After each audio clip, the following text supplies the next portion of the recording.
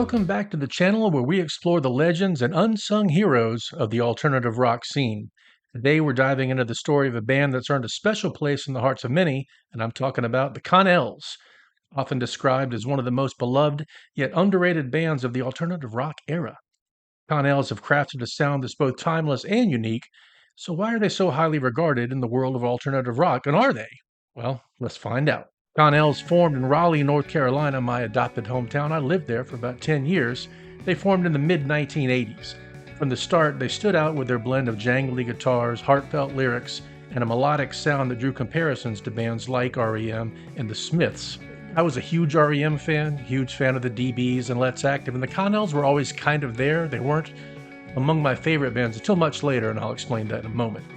But while they shared some similarities with their peers, Connells had their own distinct style, combining Southern charm with a keen sense of introspection. Their early albums, like Darker Days and Boylan Heights, set the stage for what would become a long and influential career in the alternative rock scene. One of the reasons the Connells are so highly regarded is their exceptional songwriting. Lead singer Doug McMillan and guitarist Mike Connell, who wrote most of the band's songs, had a knack for crafting lyrics that were both personal and universal at the same time. They explored themes of love, loss, and longing, all while keeping the music accessible and engaging. Their sound was a perfect mix of jangly pop, southern rock, and post-punk, creating a unique blend that resonated with fans and critics alike. Tracks like Stone Cold Yesterday and Scotty's Lament showcase their ability to create catchy melodies with depth and substance. Of course, you can't talk about the Connells without mentioning their breakout album Ring. This was released in 1993. Not my favorite of their albums, but it's a very good one.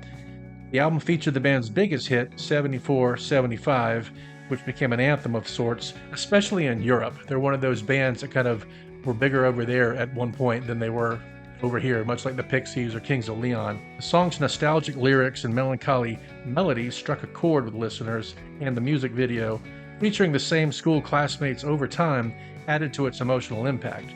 This is a video I watched just before recording this, and definitely, it's interesting. You'll have to check it out. Ring solidified the Connells' place in the alternative rock canon, with a sound that was both reflective and forward-thinking. Connells' influence extends beyond their commercial success. Over the years, they've maintained a loyal fan base and continued to release music that resonates with new generations of listeners.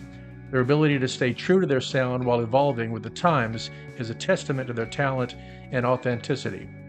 Bands that followed in their footsteps often cite the Connells as an inspiration, particularly for their honest songwriting and melodic craftsmanship.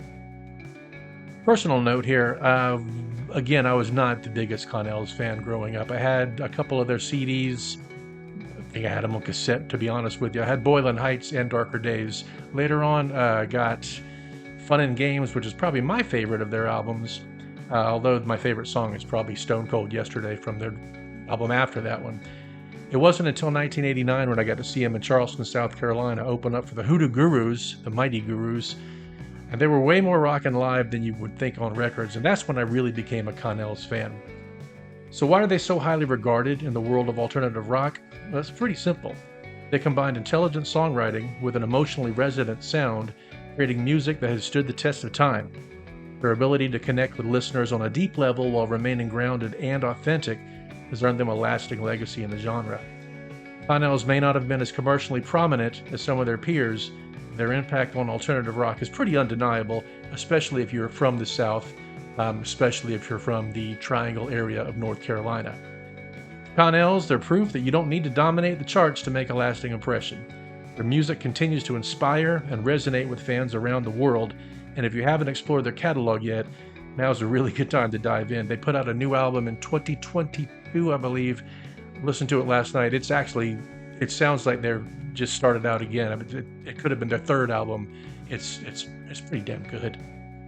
So thanks for watching. If you enjoyed this video, make sure to like, subscribe, and hit the notification bell for more deep dives into the world of alternative rock. And let me know in the comments, what's your favorite Connells song? What's your favorite Connells album? Did you ever see him in concert? Did that change your mind like it did for me? I'd love to hear your thoughts. Until next time, take care.